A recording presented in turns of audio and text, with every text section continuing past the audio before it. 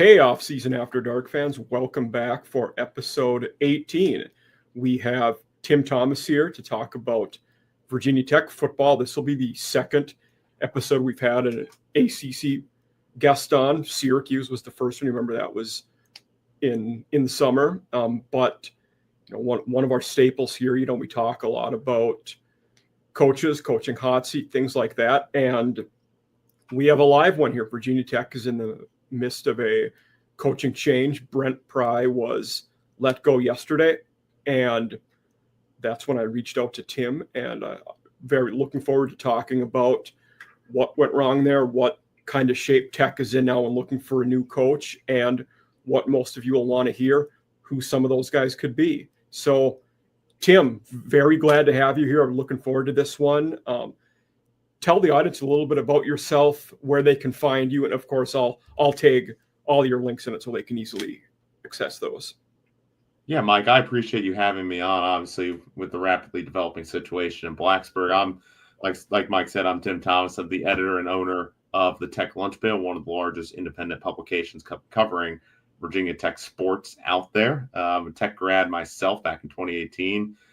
We've been in business for just over a decade, and last year we were one of only 3 publications that covered every single Virginia Tech game on site, which included trips to San Francisco for Stanford, Miami, Nashville, Syracuse. So we are on the ground. If you enjoy our work or you enjoy what you hear today, go support us. Go read our stuff at techlunchpail.com, follow our newsletter, and most importantly, the best way you can do it is become a TLP insider. We already got, and we'll talk about some of these names here, but I already got a great piece on some sitting head coaches who I think could be names to consider for Virginia Tech. Some who are reaches that I don't think most likely will end up at Tech, but you have to call, and some guys who I think a little more serious that I would consider. So excited to get into all of that, Mike. We got a great team. We'll be some of our team will be at the press conference tomorrow where the AD, Whit Babcock, will address the media. I'll bet an AD that may not be there for much longer and has already said to not be running the search, which we will all that mess I know here shortly. Yeah. That was one of the questions I had was, could this affect the AD's job as well? So that's good to know. We'll get into that, but yeah. He's a dead man walking. Yeah. So before we dive into the new and potential head coach hires, let's do a post-mortem on the Pry era and how we got to where we are. So going back to when he was hired, I'll be the first to say I thought it was a decent hire at the time. He done well as a D coordinator at Penn State. It seemed like a good fit. Let's start off at the time when he was hired. Why was he a good fit, and what did he do right when he was there?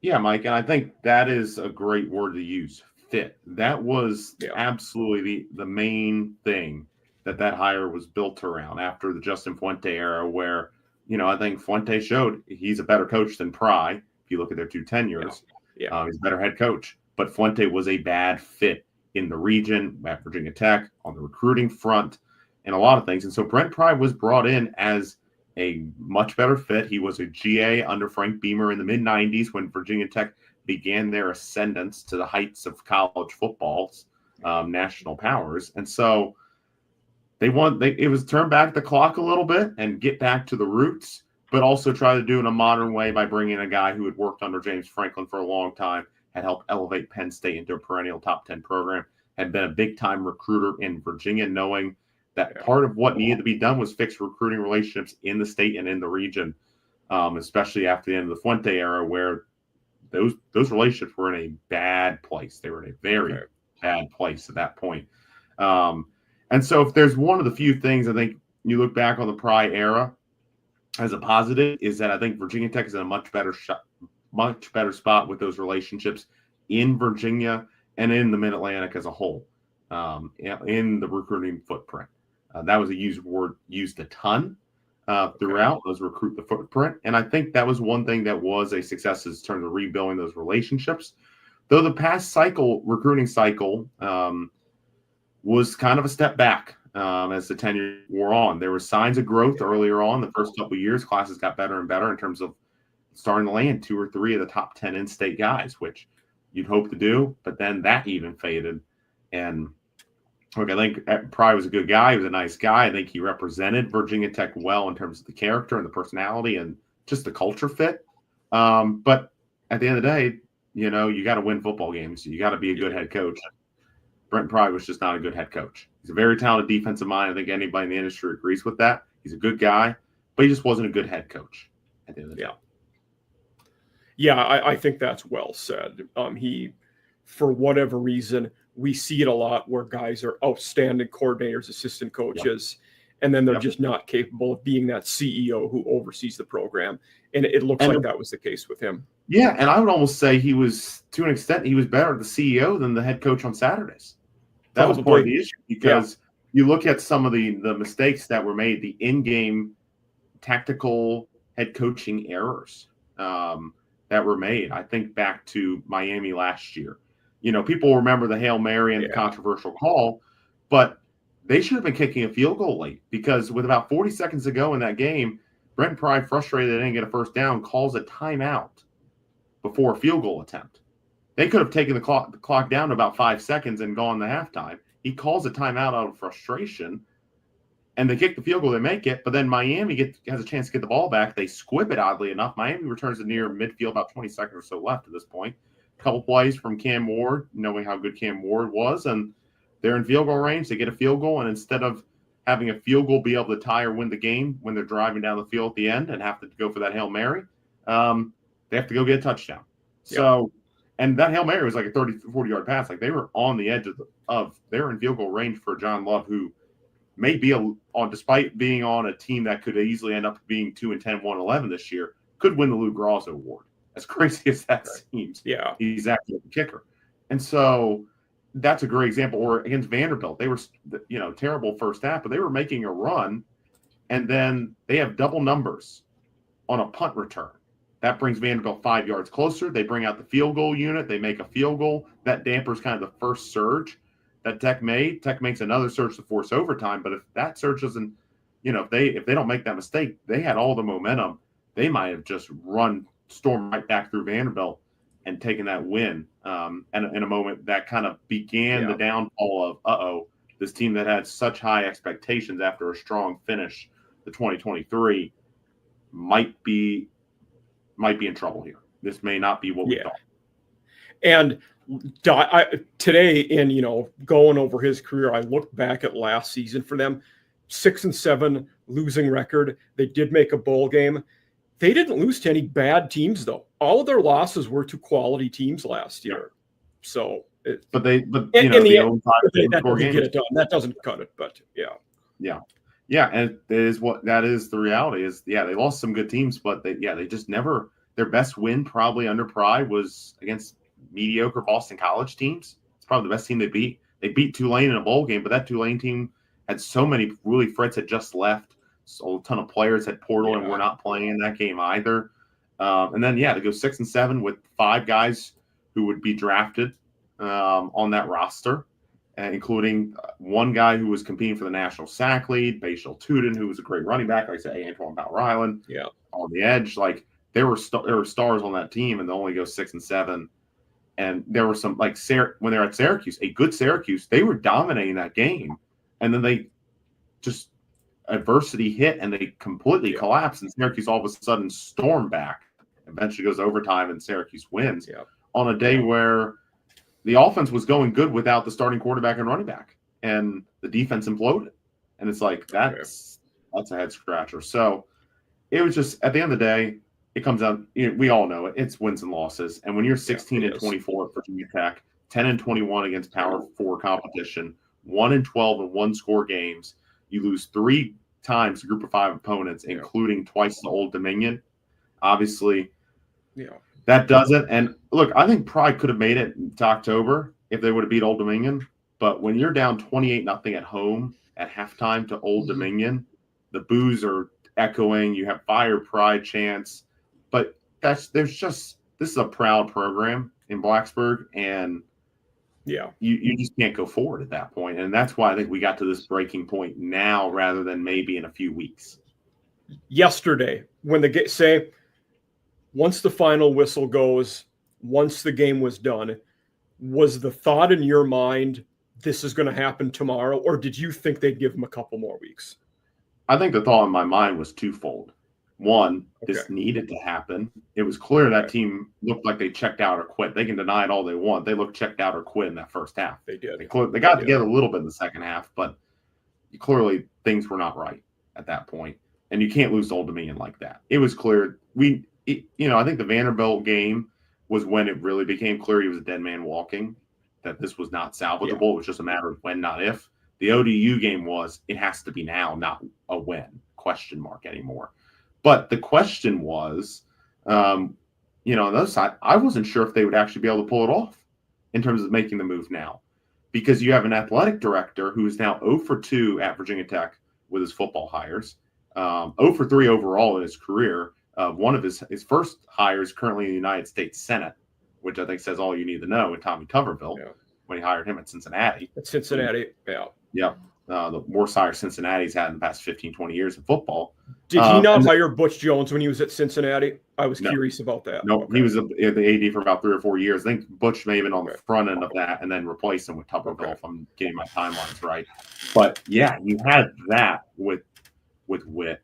And, look, Witt had a lot of success early in his tenure, but some things have declined. There was men's basketball, just poor funding that caused their roster to be very bad. And shot him in the foot from the get-go in NIL last year. And Witt Babcock rightly said, hey, they have a deficit compared to what Virginia Tech wants to be in a Board of Visitors meeting back in August. But I think that was also the nail in the coffin as well for him, because why wasn't that call sooner? Why wasn't it a couple years ago? Why he's right now. He's right now, but it feels very desperate now. And I do think Virginia Tech is going to get those resources. But the question, I talked with a high-level donor, someone who's been very involved in athletics in terms of a donor and other roles within the university as a non-employee before. And he said it well to me. He said they need to give the $50 million more, basically, a year. But are they going to give it to the current leadership? And so this was always a matter of when, not if. It's also notable that in the announcement yesterday, Tech's president Tim Sands was the one who was quoted, not Witt Babcock. And my colleague over at Sideline, Andy Bitter, reported that they're going to go by a committee. They're going to assemble a committee to hire the next head coach. Witt Babcock, the current athletic director, will not be the guy running that committee. I'm not sure if he will be on it at all. Yeah, I feel like just as many things could go wrong using a committee instead of one guy, but that tells us the faith they have in him to make that decision too. Yeah, and the thing is, they knew that too in the offseason. Like this didn't suddenly come to reality of Brent Pry not being on a warm seat and Witt Babcock not being the guy to make that hire, which just shows even more why do you not make that move back in April or May with Witt Babcock? They had the big Metallica concert that I think has been well publicized, and during the offseason would have been a perfect send-off type moment at that, and get the next AD in, give him time to assemble his team before making this move.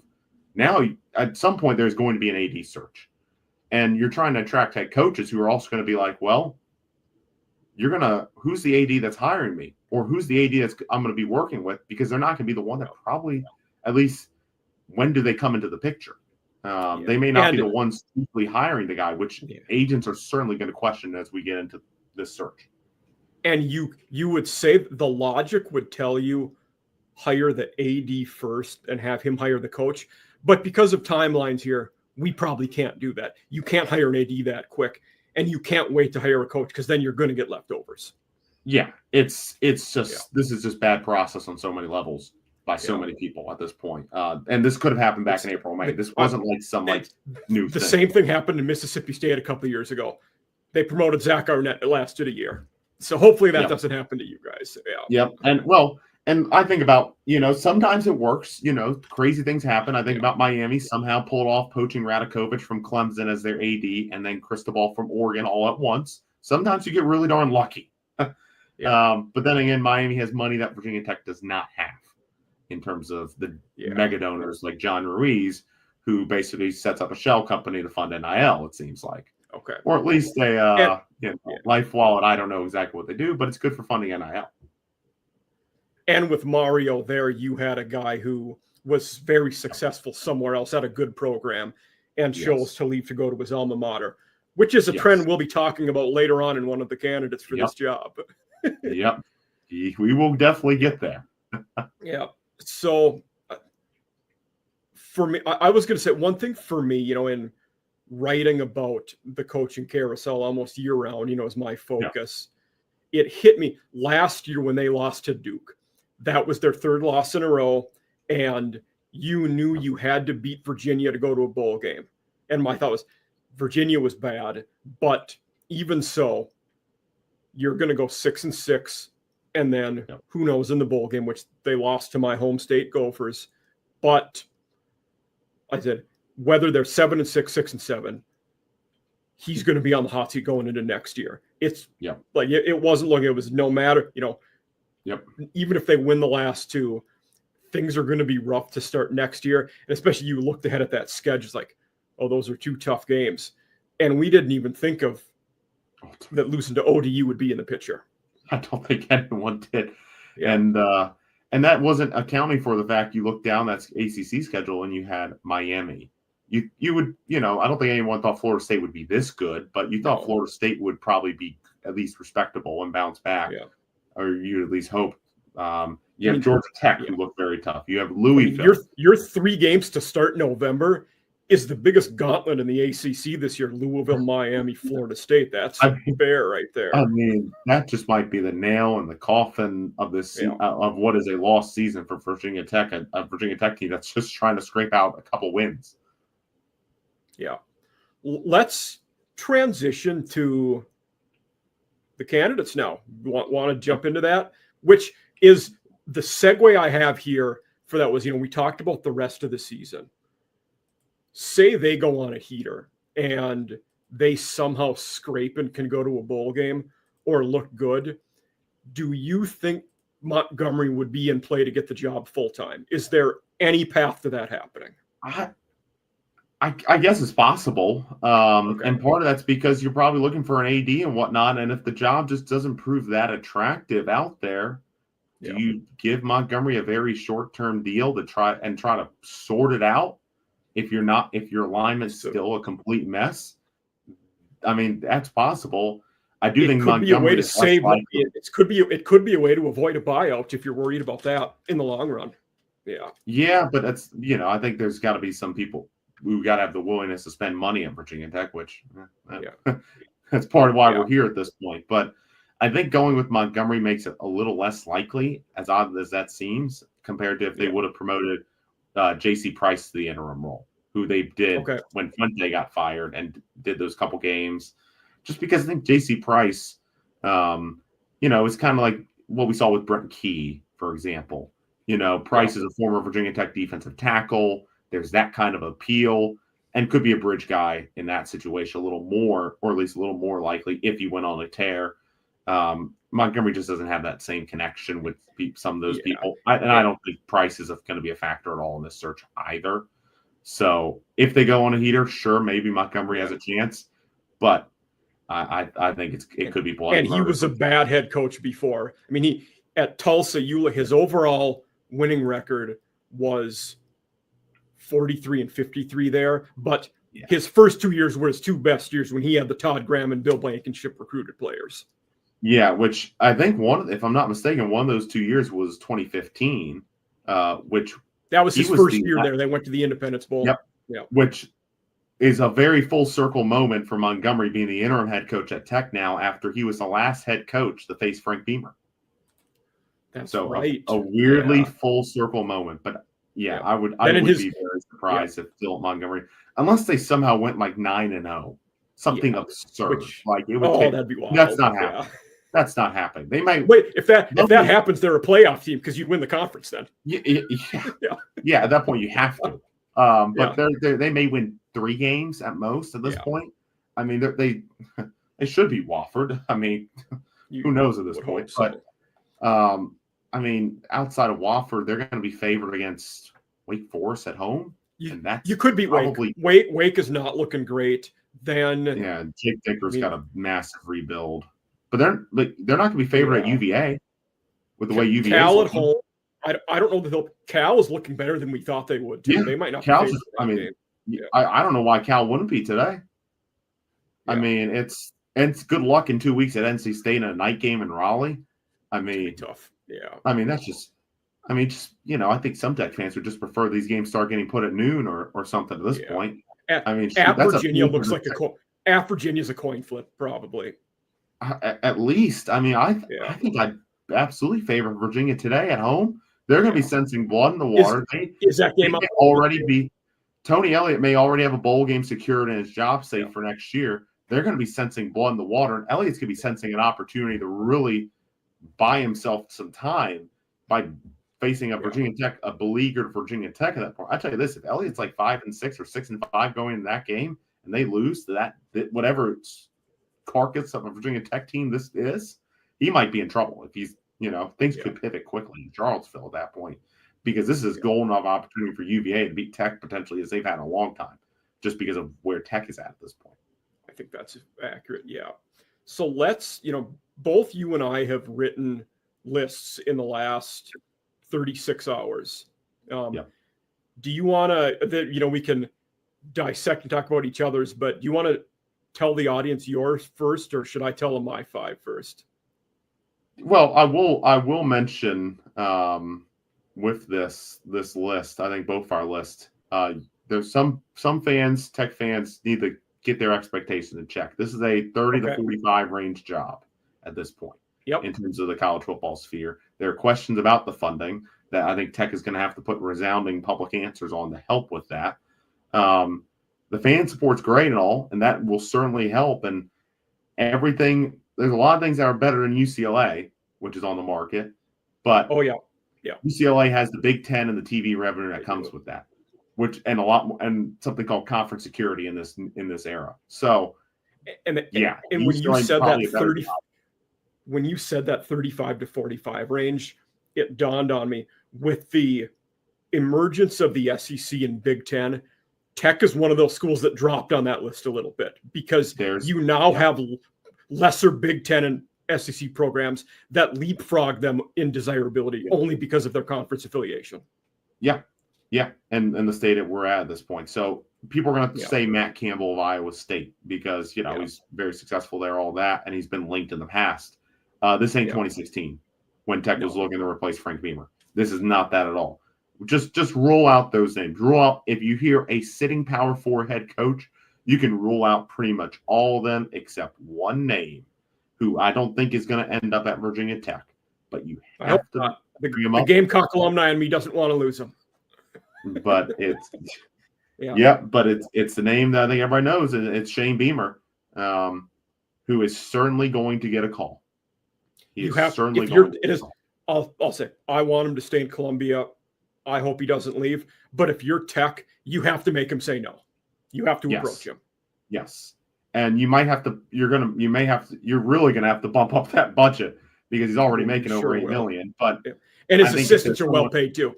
His assistants are making good money too. And I think there's someone who can, get the budgets all up 60% or something in terms of staffing and what Shane Beamer would be able to make and his staff would be able to make. I think Shane Beamer's the guy who could get Tech donors to be like, okay, this is a desperate moment. Let's bring in the legend's son, and who's now won in the SEC at a high level, who's pulled off big upsets at South Carolina. Whether that happens, I will add this anecdote from back in 2020 when Virginia Tech it looked like Justin Fuente was about to get fired, but Tech didn't.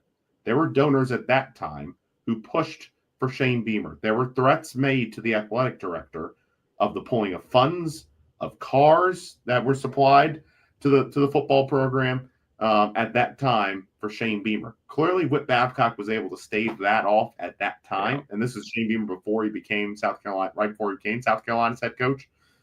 Tech stuck with Fuente, rebuilt the war chest, and then hired Pry after firing Fuente. And so there's clearly donors who will certainly pull for Beamer anyway. even regardless of the common sense it now is, to give him a call and see if you can make a run at him. And I've heard from credible people when Shane left Oklahoma to go to South Carolina, had he stayed one more year, he would have got the Oklahoma job if he would have still been there at the time. So, that tells you how well he was liked. And so at the time, it wasn't wild to see him. It wouldn't have been crazy to see him go to Vatek at the time, is what I'm trying to say there. Yeah. Which, what's interesting about that, I'm glad you mentioned that, because Oklahoma's obviously a way better job in South Carolina or Virginia Tech. It's probably a top 10 job in sport. Yep. It's looking good for Venables this year so far. Very early, but it's looking good. Yeah. If Oklahoma implodes, though, it would be unexpected. But if they were to implode and Venables were to get canned, Shane Beamer's probably a top contender for that job. That's the one I'm more worried about him going to Oklahoma than I am Vatek. Yeah, that would be the much more likely thing. I think congrats to his agent. I think we can go ahead and congratulate his agent. But 12 of the 16 head coaches in the SEC have the same agent, by the way. So, is he a Jimmy Sexton guy? Yes, he's a Jimmy. Of course, he's a Jimmy Sexton guy. Congrats to Jimmy Sexton again. I'm almost positive he is. Yeah. I mean, wouldn't be shocking. I mean, that's just the business nowadays. But yeah, I would be very surprised if Shane Beamer ended up at Virginia Tech, but you absolutely have to make that run. So I think we get that one out. I Googled it. It is Jimmy Sexton. I Googled it. Yeah. Yep. Oh, Jimmy Sexton. You got to love it. But yeah, you have to make a run. I would be surprised if he's the next Virginia Tech head coach at that point. I think that ship has sailed. But how much? I was curious, and I saw Pry's buyout was in the $6 million range. What was his salary for this year? It was around $4.5 million. Like, he wasn't paid that highly, but then again, you didn't have to. There was no reason to pay him that highly. Shane Beamer's 8.15 this year at South Carolina. So you're gonna have to double. Yeah, he may have been around 5, but either way, it's a significant jump. But I know there'll be obviously plenty of names to ping up back and forth. So I can get into my list, and there'll be other names that I'll put out there in terms of guys that make sense in terms of coordinators. I will say I do think that Virginia Tech is more likely to go with a sitting head coach. I agree. Yeah, I agree. I think the lack of head coaching experience for Pry, I think, showed. And I think now, whether that's fair or not, if the best candidate hasn't been a head coach before, you take the best candidate. But I don't know if the stomach is there. We'll see. We'll obviously get into some coordinators later on as we go through this list. But if I'm looking at this list, obviously, and you're looking at the G5 ranks, John Summerall is going to be on everybody's list. He's been excellent at Troy. He's been excellent at Tulane. He's worked in big time programs. Another guy you just have to contact. Do I think he would take Virginia Tech? I don't think so. I think he is waiting for the SEC. And if you look at what he's done in both, and he's in a good spot at Tulane. He's in a well-supported program, a G5 program relative to expectations. He can kind of chill there. And he's going to probably, if Florida opens, he'll certainly be a top contender there. If Arkansas were to open, he'd certainly be a top contender there. I've seen people talk about what if Ole Miss opens because Lane Kiffin goes to another job. He would certainly be a contender there. If Mark Stoops decides to hang it up, he's, you mentioned me earlier. I didn't realize he'd get the Kentucky job if he wanted it. Yeah, he would have. They would have the private jet on the tarmac at in New Orleans Airport with a helicopter on Tulane's campus, saying you can just get on that blank check, sign it, put in whatever number you want on it. Come to Lexington. So yeah, I think he has his sights on coaching the SEC. So you make that call. If you can pull that off, it's a home run, no doubt. Home run hire. Do I think it's going to happen? No, but he's a guy you have to call. He's a guy you absolutely have to call and see. North Carolina did that last cycle and ended up with Bill Belichick. So and it seemed like one guy. Yeah, I didn't put this guy in my top 5 list, but I wanted to ask you a hot name. Now we're seeing current head coach Alex Golish. What do you think about his viability? I think he's going to be a name absolutely that'll circulate in this. It's impressive what he's done in year 3. 7-6 in the first 2 years at South Florida, but they hadn't made a bowl game since 2018. So people don't realize how bad they were under Jeff Scott. They were absolutely awful. It was terrible. Yeah. It was terrible. Bright offensive mind comes from that Josh Heupel tree, which Josh Heupel we've seen give plenty of great SEC defensive minds fits. The recruiting's pretty good.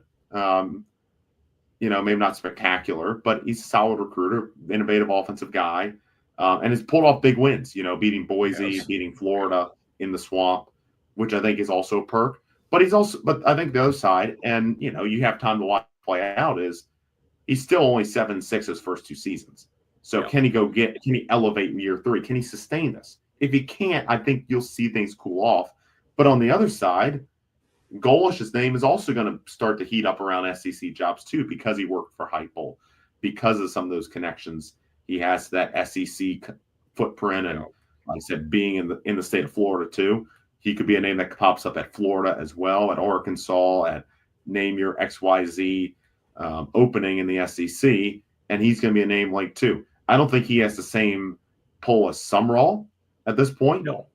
But I think he's definitely a guy who could be in play for Virginia Tech. But he also could be, USF resource-wise has figured things out over the past few years too.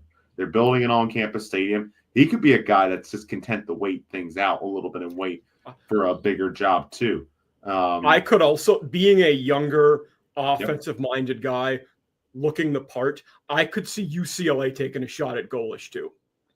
They could take a swing. I don't think it'll be, but I could see them taking a swing at him. You get those now you got to figure out where you're getting the offensive lineman from, but you get a guy with an exciting offense, across town from Lincoln Riley. That makes sense. That would make sense there too. But I think he's definitely a guy that if you're Virginia Tech, you definitely need to call him and consider him. So you said Beamer would be your first call, Summerall second. Who's your third call? Well, then we really get into this kind of mold of guys. It gets way more interesting after those two. I'll tell you this, though. I think I would have a clear third call / he might be even in that Summerall tier. And this may seem a little crazy, and there are going to be some Florida fans watching this, maybe yelling at their screen. I think they were a little too harsh on this guy, Dan Mullen. I am. He's good at Mississippi State. He was really good at Mississippi State. And if you look at he was at Florida for 4 years, 2019 to 2021, 3 full cycle recruiting classes he signed. All 3 by 24/7 Sports were in the top 12. If you look at his record, he won 10 plus games each of his first 2 years. His third year was COVID, when it was an all SEC shortened schedule. They went 8-2 in the regular season, played for the SEC championship, finished 8-4. They won the division one of those years, Yeah, they finished top 15 in the rankings all 3 years, all those first 3 years, and then things fell apart in year 4, recruiting and other things. But that was 1 year. That was one bad year, and Florida people lost their minds, and that was that with Mullen. And Mullen is a character, he's a personality, but he is. Guess what? He's going back out the UNLV. He took a few years in the media.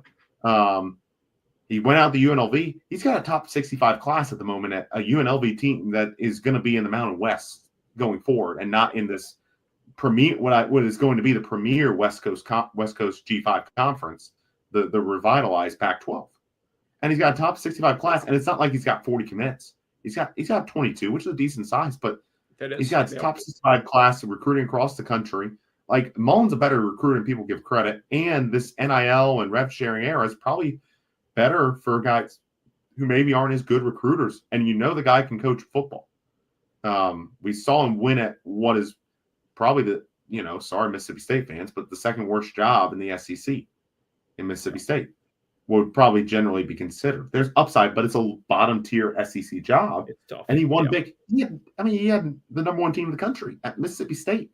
The very first playoff era, they were number 1 in the first rankings. They were number 1 in the first rankings. I mean, I didn't expect to be as big on Dan Mullen. Now I do believe there is a significant buyout, but honestly, there's been talk. I think there was a report in the offseason that UNLV couldn't afford the whole contract that they signed with him in the first place. I did hear that as well.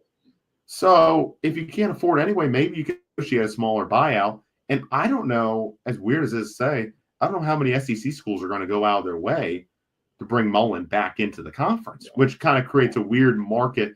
Now, UCLA is probably going to be interested. I'm certain they would be interested in him too. But, I think Dan Mullen should be very high on the list, in my opinion. I think you're right about SEC, though. Like he strikes me as ACC or Big 12 is probably his next power job.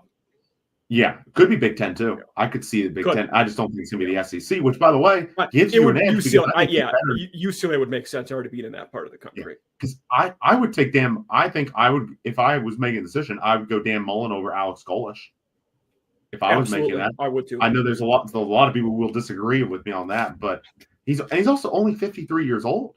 Like, this is not like he's 65. It's not like when North Carolina hired, Mac Brown or Bill Belichick. The last two. Yeah. Yeah. It's not like when they hired either of those two. Like, he's still 53. Like, he's got another decade and a half. He might be a guy who retires in his mid-60s and goes back to television because he was pretty good on television. But he was. And he's been around the country. He got to do some of that and kind of got to recharge a little bit. I think Dan Mullen makes a ton of sense. And he had to replace a lot of things after Barry Odom left there and did a great job at UNLV, but it's not like he inherited a ton. He inherited a program and realized they could actually win, and Dan Mullen's doing that. I think Dan Mullen should be very high on the list, and I think it's doable. And hey, if it's a big buyout, so be it. You got to spend money nowadays. It's college football in 20. Yeah, that's fair. You might have to take on a little debt. That Virginia Tech athletics department's ran in the green a good amount. So I think they can take on a little debt for 1 year. I'll say that on the list of 5 I had 2 Sun Belt head coaches on there, Bob Chesney at JMU and Charles Huff at Southern Miss, who was with the Herd last year and won the conference. Both made my list. Those guys would be solid hires. Yep. Both made my list. I mean, Chesney's a proven winner. He's won everywhere he's been. South Virginia, Assumption, Holy Cross. I mean, he has 4 of the 6 playoff appearances that Holy Cross has ever had.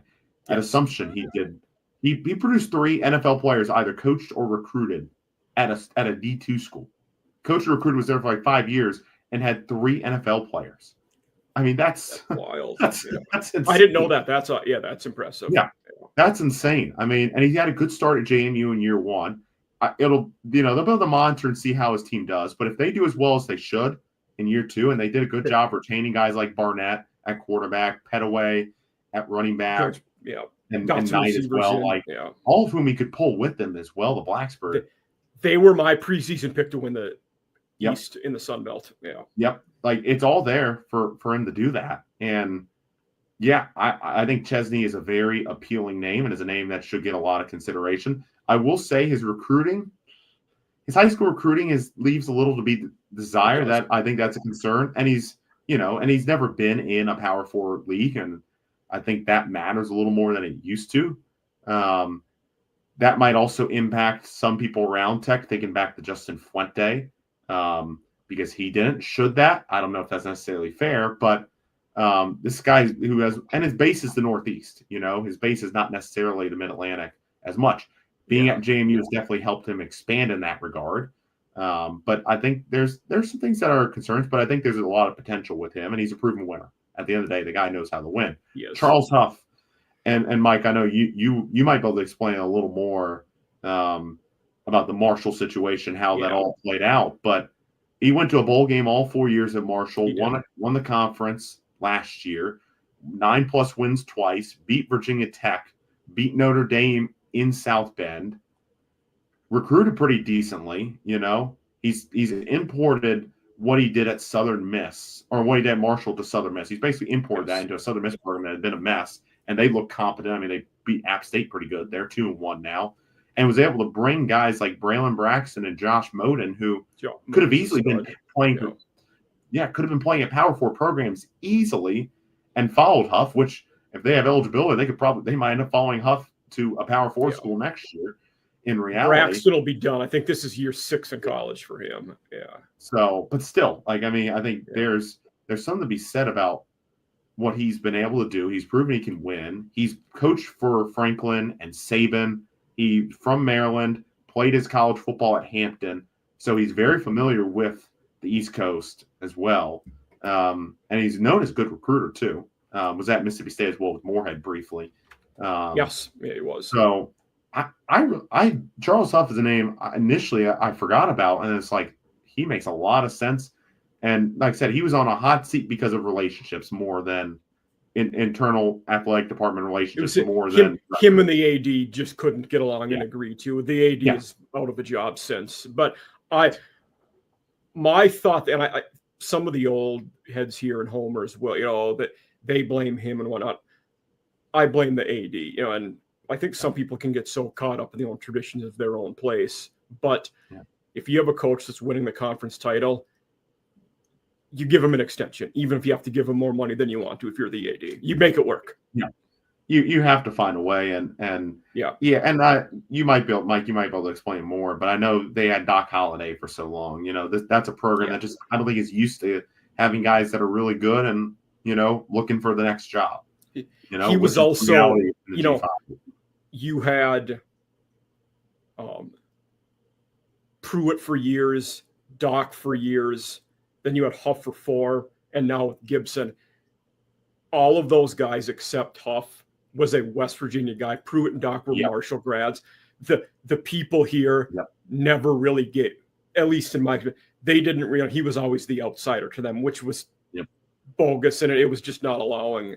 I mean, especially after the Tudor's biscuits comment he had saying Ohio State players want to come play. I mean, come on. I give him credit for that, and shoot, if he comes out here, I think he'll have to find some good biscuit places out here if he were to be the next head coach in Blacksburg. But because there ain't Tudor's, but there's some good spots that I can tell him now. Yeah, but I think he's definitely though a name that should be considered, because I've seen some people say, okay, if you miss on a bunch of guys, I think he should be maybe in that goalish tier, to be honest. Yes, I think that's fair. I think that guy is proven himself very well. And I think Chesney falls in that group too. So, I think that's where you look at those head coaches. And then you probably go to a next tier of guys like someone who could be in that tier, like Jason Candle at Toledo.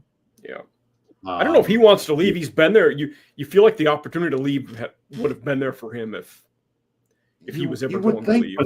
But I think I remember a couple of years ago he interviewed for the Miami offensive coordinator job before. I think they chose it was either for when they chose Gaddis or when they chose Shannon Dawson. So it was. I think when they fired Gaddis. I think it was after they fired Gaddis before Dawson got hired. Yeah. So I think he's got ambitions to get to the Power Four, and just hasn't been able to get that for one reason or another. Tyson Helden at Western Kentucky. I know a lot of people think if I'm going to mess with a CUSA coach, it's Jamie Chadwell, but I'm a little concerned for all the resource that Liberty has. Kind of disappointing last year. 1-2 start this year. I am raising some concerns about Chadwell, and I think that's their concerns there. But Chadwell's a guy you monitor and see how their season plays out. But I have some concerns. Tyson Helm, though, Western Kentucky is one of the better jobs in that league, but he's been steady, 8-9 wins. I'm concerned he hasn't won a conference title. But he's been consistently good. He's been adaptable. Went to a bowl game every year. Yep. Adapt the portal era too, and pretty consistently, pretty much every year wins 8 or 9 games. He's replacing old coordinators left and right, and just still winning games all the time. And he's been a cradle of them too. You look at Zach Kitley, who's now the head coach at FAU. Ben Arbuckle, the Oklahoma offensive coordinator. They imported Bailey Zappi. They imported Austin Reed. They're doing it again with Maverick McIver. I think he's a better name but I don't think he's at the higher end of that list though.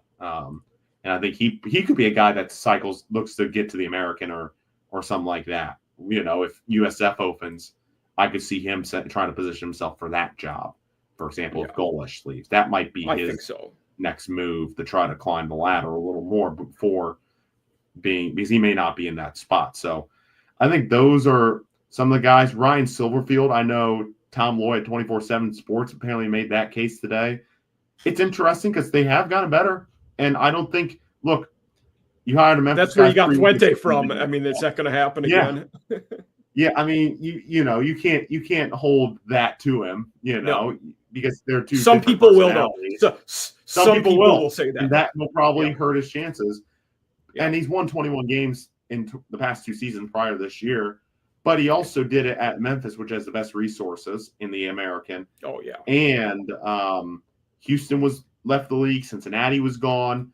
And what's it called? UCF. They had all just left the Big 12 in 23, and then SMU in 24 for the ACC. So, you would hope Memphis would rise. And if you're still going 8-4 at that point, you may that's decent, but you might have to think about a change because you're not reaching what your ceiling could be.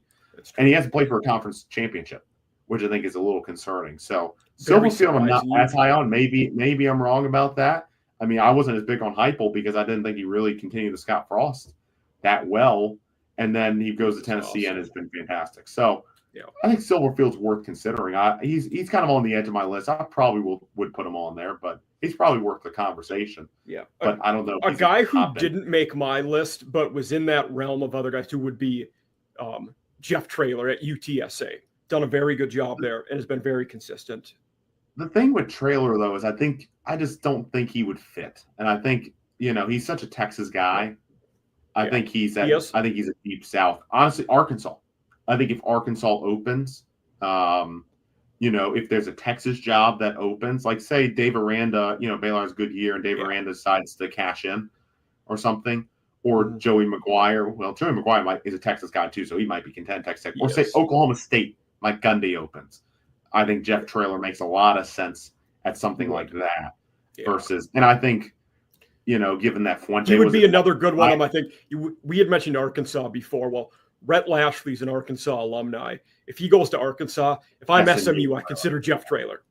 But I will say one thing, and that's a whole nother discussion, is SMU a better job than Arkansas right now? Given the resources. We've had that talk on our group show, on our group channel. We've had that talk before. Yeah.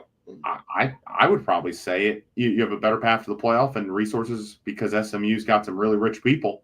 Are pretty comparable. I'd say you hold out for a bigger SEC job if you're Rhett Lashley, if that's your ambition. Yeah. You wonder there though. That's home for him, and it's where he went to school.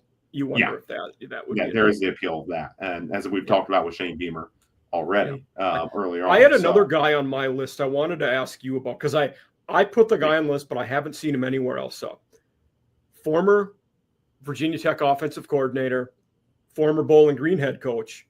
Scott Loeffler is now the quarterback's coach with the Eagles. I wouldn't have him he wouldn't be my first call, but I think he's down in that group of guys we're talking about now potentially because he was a decent head coach at Bowling Green. Maybe this is because when I was a student first couple of years at Virginia Tech and Loeffler was the offensive coordinator. I remember being able to predict every time when Tech was running a jet sweep. And I don't consider myself the most brilliant football mind. I don't think he gets a call. He wouldn't be on my list personally. Yeah, I don't. I remember when he got the Bowling Green job. I kind of was like, how did he end up? How long is he going to ride coaching Tom Brady and Tim Tebow? He did some decent stuff at Boston College, but he wasn't very good at Virginia Tech. And I think I don't see him at all being. If it gets to someone like Scott Loeffler, I think you just promote Montgomery or Price, and you have deeper issues at that point because everybody's turning down your job. The other hat in the ring that's going to come up is Michael Vick. I don't think he gets the job. I wouldn't hire him. No. Some people will think they can replicate what Colorado, UAB are doing. We're hiring the former NFL guys. Yeah, we've seen how that's gone to UAB. I mean, absolutely, that's a complete train wreck. Yeah. As soon as that hire was made, you immediately thought, whenever this job opens, it's a possibility. Can I rule out Michael Vick being the next head coach at Virginia Tech? No, I cannot rule that out. No. Do I think it'll happen? No. And I don't think this would be. Now, who knows? Let's see how, if Norfolk State finishes the year at 7-3 or something. Yeah. It might be a different ball game at that point. But I think there's a big learning curve that Vic is having right now. Compared to, let's say, Dion had when he got into it. And even Eddie George, for example, who's now, made the jump to Bowling Green, but had been in the FCS ranks previously. So I think Vic's they're having a good Bowling Green start in the season well. Yeah. Who knows? If they do really well, who knows? Maybe you call up Eddie George. He's the big name. Absolutely. Though I don't know if Eddie George really brings based on his name, the same recruiting that a Dion or Vic would bring in that regard. I just don't think people know Eddie George as well. But yeah, it would not be it could, who knows, maybe it could work if they pulled it off, but no, I don't think that should be an option that Tech considers at this time. I think Roger Gonzalez of CBS Sports, a sports writer over there, who is a Virginia Tech alum, said that Vic would be interested, which, shocker. Of course he would be. Well, yeah. Yeah. I mean, but I think if this was after next season and Vic had started to show some things, then this would be a different conversation. I think it's too soon. It is. I would say so. Struggled mightily to start the season. They got a win a couple weeks ago against the D2 Virginia State, but they've struggled a lot to start the season. They have. They have a lot of work to do. There's a lot to learn for him. Now, if this next hire doesn't work out and Vic does decent at Norfolk State, then is doing good at Norfolk State, then I think it quickly becomes a very different story. And it's a very different situation. Just like, Shane Beamer was a lot riskier back in 2020 if they would have made a move then versus now. So, but yeah, I would be very surprised. Michael Vick's not on my list in terms of who I would consider. But yeah, at the same time, who's running the search? That's a mystery right now. It's not the AD. It could be you have donors, other people, you sometimes get weird things can happen when the search structure is a little off balance. So you can't completely rule it out. I think you're right. Yeah, like it's one of those it's unlikely, but there's more than a 1% chance it happens. Or at least more than a 0.1%. Yeah, exactly. I'd put it less than 1%, probably like 0.2. But it's a non-zero. It's a non-zero happening. And most of that's because the search is who knows who's running the search because of other factors. The fact that Tech's probably going to make the AD change that's felt inevitable for a while very soon. Are there any current coordinators who you think could be relatively high on the list or have a legitimate chance at getting the job? Yeah, well, if I was, and a lot of this is big in part because we don't know who even is running the search, or names I would speculate more than anything else about at this point of, I think you could see that. I think, like I said, they're going to go with someone who has head coach experience, but, I agree. But I think, like, you look at, I know Will Stein's name has been mentioned a ton, the Oregon offensive coordinator. I think it's just too cross country maybe. But like Brian Hartline, Ohio State, great recruiter, little different archetype, but somewhat similar to what they would have done with Pry. I think he's a rising name and could definitely be someone that you hear and would make sense to maybe have a conversation with. Miami offensive coordinator Shannon Dawson. You look at the job he's done down there in Miami. Done well. It would be wild to see, given the rivalry, a Miami coordinator be the next head coach at Virginia Tech, but that's the business. One thing that I thought about too when I was kind of prepping a list in terms of looking at coordinator, Glenn Schumann, the Georgia DC. Yeah, he's also a guy. He might just get an SEC one right away because he's very highly thought of. Yeah. One so that an in-conference guy that we had heard mentioned for multiple head coaching jobs over the last 3-4 years. Tony White, who this year is at Florida State. When he was at Nebraska, we heard him mentioned for jobs. That name just came to mind as you were saying that. Yeah. I actually hadn't had him down on my list of guys, and honestly, I didn't either until it was popping. Yeah, it makes sense. Now, I think there's some ties to UCLA that may make him a lot more in play there, but yeah, he's an interesting name. Blake Baker, the LSU DC, has done a tremendous job. Brian Haynes, both coordinators at Indiana could be appealing given, what Cignetti did, James Madison, and, Brian Haynes and Mike Shanahan. Both of those guys could be names. I said, I don't think it's going to be a coordinator. And here, I'll give you this. Here's one kind of wild card coordinator name. I would be very surprised if it was this name, but maybe he's worth a call. The thing is, the timing of actually getting him on campus would be tricky because of his current job. What about Todd Monken? But I don't think it would happen. I don't think it would happen at all. I don't think he's leaving the NFL. but he's been a head coach before and was good at Southern Miss and had been it briefly, I think.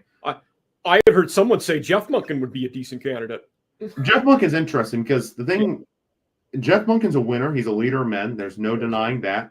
We don't have a great feel for his recruiting ability, but because he's been at Army and that's such a completely different. We don't know. Yeah, it's an unknown at this point. But he's a leader. Yeah. He is definitely a leader of men.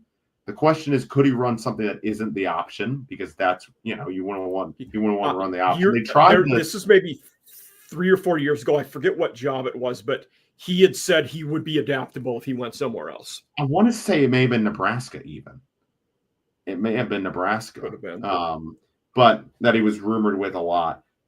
I mean, that's a big question with him is, how adaptable and can he execute that too? It's one thing. I think he's absolutely planning on shifting away from the option if he leaves Army. Yeah.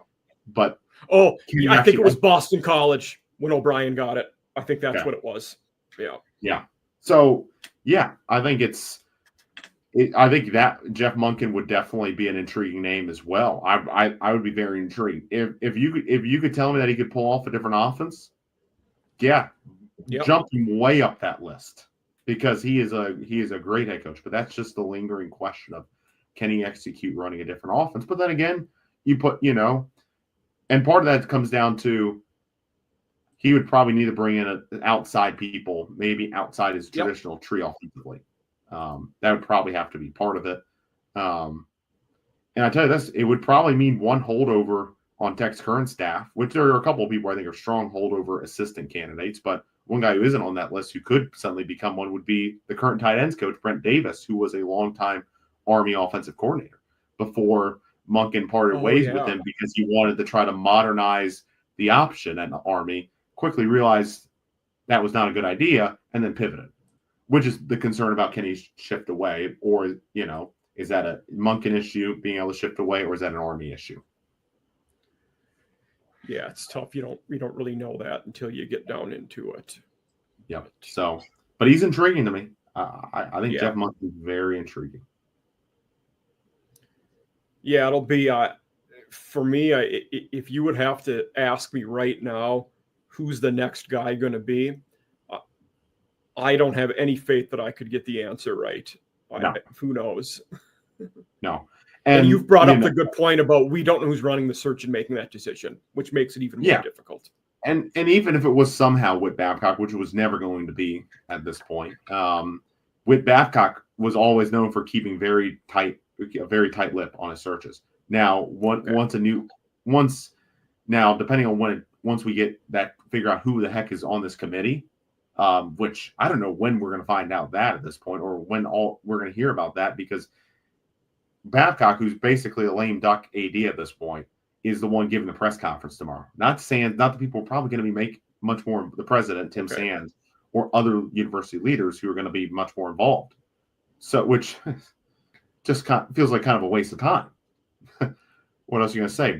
We fired Brent Pry because he was 16-24, but that's a whole nother discussion. Shows kind of the mess of leadership at Virginia Tech, and how they kind of need to get their crap together a little more. And this move, their nimbleness here is a good sign of maybe progress. Yeah, I would imagine from Babcock tomorrow, you're not going to be hearing much that we don't already know. No, especially because he's not going to be involved really in the search. Yeah. So what can he even say about the search? So that's a whole. Like I said, I think that says a lot, and I think Virginia Tech needs to realize, okay, you showed some nimbleness now. Now you need to really show it. Now you need to properly figure out a search. If you're moving on from an AD, you need to start honestly running a search while at this point. The search should have been going on for a while. And I will say this. That brings up at this point it's a when Virginia Tech makes an AD change. The one thing that makes Golesh, to go back to Alex Golesh, intriguing link to Tech is because one guy who I think could make sense as an AD target is Michael Kelly, the Navy athletic director. He just got there, but he was at USF for several years. Got the all-on-campus stadium, had a lot of success, turned around their football program, turned around a men's basketball program that wasn't really existed there. Has worked in the ACC offices and the college football playoff offices as a COO of the college football playoff before becoming the USF AD. he would make a lot of sense. So, if you'd say he was the next guy, he could probably pull Goalish. You could see something like that where an AD, if this plays out, gets put in and a couple weeks later pulls a guy he's very familiar with. That's the other thing. Who knows? Depending on where that happens, that could shape this search more than anything. Absolutely. Yeah, that's a variable that with the conflicting timelines of both, we don't know how it's going to, what's going to come first. Yeah, I'm assuming a head coach hire happens first, but you never know. Yeah, but that's the thing is, how long does Babcock stick around at this point? And that's going to be a part of the challenge with this search, and the coach is considering is the AD, the people that hire you are not going to be right now may not be include the AD you're working for, and we'll decide if you decide in the future if you continue on or not if you're struggling. I think that's well said. Yeah. So we don't have too much longer to go here, Tim. But any other candidates who you think are worth a mention at this point? People you think would be a fit, or if you don't think they'd be a fit, but they are mentioned, anyone you want to mention, feel free to throw them out there. Yeah, I mean, Tech fans have brought up John Gruden. Congratulations, John Gruden has made it into another college football coaching cycle just because, he fawned over a box he got from Virginia Tech. Give me a break. No, it's no. Look, who knows? Crazier things have happened in the sport. Never say never. They have. But and who knows? It could even work. I mean, he did win a Super Bowl, but no. So I think that one coming to fruition. I think we've hit on Vic. I don't think it's going to be an internal promotion. No. Yeah, I'm not sure. I'm trying to think through if there's any other big names. G.J. Kinney, I know Texas State has been mentioned. I am not terribly convinced. I like him, but he's also underwhelmed the last year. Yeah, he's been kind of 8 wins. He's been solid at Texas State. Don't get me wrong. He's been solid, and he's had a high octane offense, but they haven't been able to necessarily play great defense. He was only the head coach at Incarnate Word for a year. I mean, shoot, if you're going to go that Incarnate Word route, maybe if North Texas has a really good year, Eric Morris, the guy who kind of where Kinney came off of, maybe that would be the better look. But I don't think either of those guys make sense. So I'm not in on the GJ Kinney. Yeah, and they're also, like we talked about with McGuire and Traylor, they're both deep Texas guys too. Morris and Kinney are. So it just doesn't. They just don't fit. It's just and I don't think a Texas guy is going to have an appeal either. Because I'll say one guy, we brought up Huff and Chesney. Yeah. Is Ricky Ron a guy that if ODU wins the division, which they're going to be? I think because there's much more ties to Pry and and they just haven't done very good. I think I think the wins he's had. He was on my hot seat. He was on my hot seat going into the year too. ODU had to win, but it looks like they are going to win some more. We'll see. Yeah. But I think he could easily, if they go 5-7, Ronnie's gone, and Colin Joseph is going to be a very interesting name on the transfer portal market among quarterbacks for Power 4 options, because that guy is an athlete. I tell you, that guy is an athlete. And shoot, you put him in some sort of, option-esque or, quarterback run heavy type scheme, he could thrive at the Power 4. He'd be very good in a Hugh Freeze system. Or like a Rich Rod. Yep. Exactly. Rich Rod type.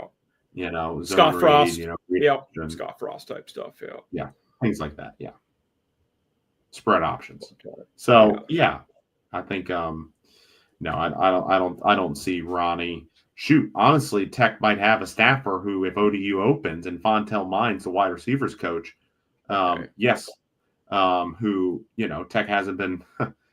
Things obviously have not gone great under Pride, but Mines has been a great recruiter. He's done very well with his room. He's been a great recruiter in the 757 and in Richmond. And I don't think Ronnie's done a great job there. And his roots are in Richmond, so not too far away. And in that on that I-64 corridor, where if you're ODU, you want to get those second-tier guys that aren't going Power 4. Exactly. I think Fontel Mines will be a name that will come up there a ton if ODU opens. And Mines is a guy as a wide receivers coach who I think he's one of the top one. He might be the one or two guys who, if whoever the next head coach is, will try to keep. Okay. Because he's a great recruiter. That's good to know. Immediately give value to whoever the new head coach is in those schools. Same thing with J.C. Price, the defensive line coach. And they've been the best recruiters, and their position groups have generally been the best on the team the past couple of years. Okay. Yeah. Carries a lot of weight. If you're the best recruiters and your position groups look pretty good, like there's only so much the wide receivers can do when your quarterback's play is inconsistent and your offensive line doesn't have the depth. You made a couple bad hires prior to making what I think is a good hire, but is in such a bad situation that you're playing true. Wasn't Price a Tech alumni as well? Yes. So there's I know he coached at Marshall for years. Oh yeah. And Mines actually is a UVA alum and has become a weapon tech on their staff. So which is kind of, shows how crazy the sport can be sometimes. Yeah, that is interesting. I didn't know he was a UVA guy, but cool. We always kind of end the show on just looking in the conference. So ACC right now, what two teams would you pick to go to the conference title? Excuse me. I think Miami's got to be one of them. And I mean, Clemson was my preseason pick to win the whole darn thing. That looks terrible. I don't think I can go with Clemson at this point. I don't think. I mean, there's a path you have. It's Miami and Georgia Tech. There's a path, by the way. Now Georgia Tech could be. We could be talking them going to Georgia, and it's like, or playing before the Georgia game, being like, they're in the playoff. They could be 11-0 going into that Georgia game. I mean, they play Temple at Wake Forest, Virginia Tech at Duke, who has been a little disappointing to start the season. They have, Syracuse at NC State, who I think Dave Doran doesn't get enough credit, and I think I'm not surprised that they're bouncing back some this year. But that might be he's good. Yeah. At Boston College, Pitt. At NC State, maybe the toughest game they have left. They could go 11-0. It's crazy. Odds they probably slip up, and obviously there's a lot of injury risk with Haynes King. Though then again, some of these games, I tell you, they might be able to just let Haynes throw it, if they can get control of the game. And then if they're up 2 or 3 scores in the fourth quarter, pull them out of there. They got a competent backup in Aaron Philo, who's much more of a passer than Haynes King is. When they didn't play Haynes King last week, not Clemson game, but the game before that, I would be very surprised if Haynes King wasn't I think Haynes King was probably available, and they're like, we have this competent backup. We're playing Gardner Webb. We'll just treat it like an NFL preseason game and not play the starter and let Philo play. Okay. Because he's a very competent backup. Yeah. I think, and like I said, Georgia Tech, you look who they avoid. I think, and they have a tiebreaker on Clemson already. Right now, I think it's Georgia Tech and Miami. They don't play Louisville, who I think is the other big contender. SMU's got some things clearly to figure out right now, but they have the upside still. Clemson's at 0-1. I mean, Clemson's could still get there. But I think right now we're headed towards Georgia Tech. I think we're headed towards Georgia Tech, Miami. Yeah. So Louisville at Miami, which I think is on a Friday night for some reason, which is terrible. Louisville's at Miami at home against Clemson. They go 1-1. They win at Miami even if they lose to Clemson. Clemson may pick up another loss. Louisville could have a tiebreaker, and that could be the difference. Especially because Florida State, they don't play Florida State, who's got to play Miami, got to play Clemson. And the way Florida State started, that Miami-Florida State game could be to go to the conference. The winner of that is going to have a huge leg up and go to the conference title game. Oh yeah, because you look at Florida State. Like I said, all Clemson's one loss away from being completely out of the tiebreaker scenario. Yeah. So, and they could win out. Clemson could easily win out, be 10-2, and play and win the ACC championship, and then we're back to Clemson with 7 potential first-round drafts and a national title contender. But, Florida State beats Miami. All right, they got at Clemson, but otherwise it's Pitt, at Stanford, Wake, Virginia Tech, and at NC State in conference play. That's it. That's – with Thomas, Gus Malzahn turning Thomas Castellanos into Nick Marshall 2.0, basically. Yeah. But if I had to pick, I would go Miami and Georgia Tech. I think that would be my pick. I probably would too, because I'd give Miami the nod to beat Florida State, even though it is in Tallahassee this year. Yeah. Which I think it has to be one of those two, and then that is going to be the biggest Miami Florida State game I can remember in a long time. That is 15 going to be years, probably. Yeah, huge. I mean, it's going to be 8 game. Yeah, Louisville is good, consistent. They've not looked great in the first couple weeks, though. Like Louisville has looked shaky with some of the things they've done. Yeah, and we've seen. Yeah, like Miller Moss, I know hasn't necessarily maybe set the world on fire. Though I do think Miller Moss is the most talented quarterback they had. I know Tyler Shuck got drafted, but I do think Moss might be. Yeah, but there are some concerns. I think they're fair. But fair. Isaac Brown is such a dynamite at running back. I mean, it's crazy. The guy, he has, they've played 2 games so far. They had a bye this past week, but he's averaging 115 rushing yards per game on 9 carries per game. Now, Eastern Kentucky, James Madison, but I mean, he's just a home run machine. And I think, honestly, that JMU win is going to age well. I think that I think so. Yeah, I think so. They grinded it out against a JMU team that probably isn't going to get, it's probably going to go to the American champion at this point, the G5 playoff bid with what USF and Tulane have done to start the season. Mm-hmm. Memphis in that league too, and others like North Texas beating the crap out of Washington State and whatnot. But JMU's a good team, and so Louisville is interesting. Is definitely interesting, and they have chances to stack up some good wins with Clemson at SMU and at Miami. If you can take 2 of those 3, if they get to, even if they don't make the AC championship, they get to 11-1, which is possible. I'm not sure. I don't think I'd predict that necessarily, but it's definitely possible. They get to 11-1. It could be a very interesting conversation. If sure is, 11 definitely is. That doesn't play for the ACC title game.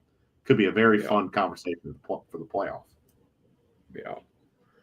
I'm going to ask 2 more questions before we adjourn for the night. I always ask them with our coaching one. So now that Pry's gone, which ACC coach is on the hottest seat? I gotta think about that one because, I won't take the lazy answer of Frank Reich, interim coach at Stanford. That feels like that's obviously the lazy answer. Yeah, that's lazy man. The thing is, like, Pat Narduzzi, maybe after the way they lost to West Virginia, they kind of threw that game away. Maybe it's Narduzzi, but and he's been so good, and he's been good there for a long time too, which is tough. Yeah, and the thing is, they got to play Florida State, Louisville, Notre Dame, Georgia Tech, and Miami. If they don't go to a bowl game, and NC State's on this schedule, I mean, they got the weaker games are at Stanford, at Syracuse, and Boston College. I mean, they finished last year terribly too. Yeah, and then the only other, so maybe it's Narduzzi, maybe it's Tony Elliott, but I mean, UVA is 2-1 right now. They came darn close to beating NC State, but maybe should have won that game. And their remaining schedule is Stanford at home, Florida State, which they'll lose that, at Louisville they'll lose that, then Washington State at home, at North Carolina, at Cal, Wake, at Duke, Virginia Tech. They could get to a bowl game, and unless look, I know there's a lot of money that went in that UVA program, but if they get to a bowl game, and that's just progress for Tony Elliott. I think he could. It wouldn't surprise me if he sticks around. One of my favorite preseason bets was the over on Virginia wins, just looking at that schedule and how much better that roster looked to be. Yeah. And then the other team, though, which could, if Tony Elliott doesn't get to a bowl game, could help make Tony Elliott that next guy, is Cal. Like, Justin Wilcox seemed like a dead man walking, but he's 3-0. And they're 3-0. I tell you this, at San Diego State, they should win. At Boston College, cross-country trip makes that a little more painful. One. Yeah. But and Lonergan and company at BC do look feisty.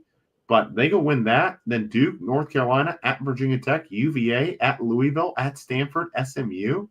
Could they go like 7-5, 8-4? You got no Miami, no Florida State, no Clemson. That's not bad. Yeah. And you get SMU at home.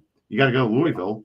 That's the last game of the year, I think, for them, SMU. You also get, like I said, you get to play San Diego State. You get to play Stanford. North Carolina, Duke, and UVA got to come across the country. Virginia Tech is, who knows, the dumpster fire they may be the rest of the year. Even, I mean, they could get the 7-5 or something. They have that young freshman quarterback who if if things go by the wayside and Wilcox is fired, or they decide 6-6 isn't enough because Ron Rivera is the GM, that quarterback who was originally supposed to go to Oregon and then with some shuffling around ends up at Cal, Duran Q Sagapalitele. That is a heck of a pronunciation by you right there. That's impressive. It's like, I guess it's like Tagovailoa. We're going to have to learn it because he looks very good. Schools, teams will get tape. Let's see how it plays out, but he looks like the real deal. I guess I'm going to maybe lean Narduzzi just because Elliott and Wilcox like they can do enough to hold on at this point. Yeah. Elliott feels the more vulnerable maybe of the two, but I mean, it's all three of them obviously still. Elliott and Wilcox are very vulnerable, in general, but I think both of them are trending better. And Narduzzi, it might be Tech that's the only one, unless we see a coach take another job elsewhere. Unless someone leaves. Like, would Mike Norvell? It has to be Narduzzi. Like, would Mike Norvell? He's got a massive buyout, and whatnot. But would he consider a lateral move just to, reset? After a great year at Florida State, I don't think he should. I think he's reminded people of Florida State, hey, calm down. Well, that's a good segue to the other question I always ask: what coach with a good season is the most likely to get a bigger job somewhere else? I mean, Norvell could definitely. I might say Fran Brown for that one. And there's other factors there probably too. Mine. Yeah. Who? Well, yeah, but I will say if Syracuse gets like the 6-6, Fran Brown's going to be an SEC job. Should be, because that schedule is nightmare. Like, I mean, that is just a middle finger. That schedule is a middle finger to Syracuse because they played Tennessee to start. Tough. They got to go to Clemson. They got Duke. They got at SMU. They got at Georgia Tech, at Miami, at Notre Dame. I mean, holy cow! Who did they anger in the ACC offices? And they put Tennessee and Notre Dame on the schedule. I mean, jeez. But if they go like 500 somehow, teams should be flocking to find any. After winning 10 last year in year one. Yeah. Like, if you're Florida, you should be flocking. If you're Arkansas, if you're Ole Miss, like, you should be flocking up there. I will say, this is a piece. We talked about if Shane Beamer would take the Virginia Tech job, I would take Fran Brown at South Carolina. It could definitely be something like that. Yeah. You could definitely see that. I know this is not a head coach, but Shannon Dawson, I mean, because he's been at Houston, he's been all over the country. I mean, say Cincinnati opens up. If, Satterfield things don't go well there. Oklahoma State, he could be a guy that's in play there. Or if there's some other guys, that end up with Big 12 jobs open because someone else got a bigger job. What if Jason Candle would take the Cincinnati job? You had mentioned him before. It's maybe who they should have gone with in the first place. Yeah. But or if SMU's have another great defensive year, Scott Simon's there. Say Jeff Traylor gets Arkansas or Oklahoma State or something. Scott Simons could just go over to UTSA, or say GJ Kinney gets a bigger job, or Eric Morris, or whoever. Like.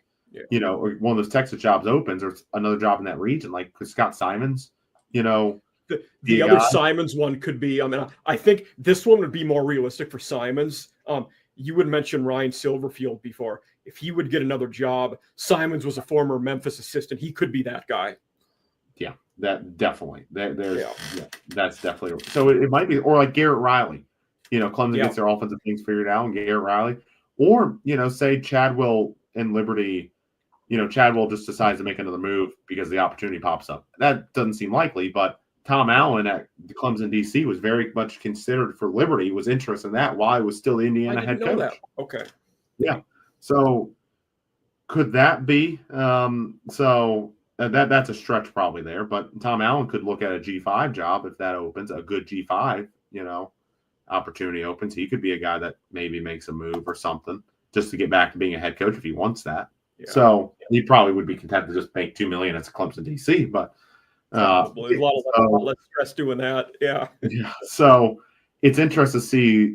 I think it's more on the coordinator side than necessarily coaches moving around. But like I said, a Fran Brown, unless maybe say a Dave Doran can, him and NC State kind of have this weird thing. If the right job were to open and Dorn has a solid year, reset. I wonder, and for him, before he went to NIU, D coordinator at Wisconsin, if things would go bad for Fickle, I wouldn't mind Dave Dorn at Wisconsin if I was them.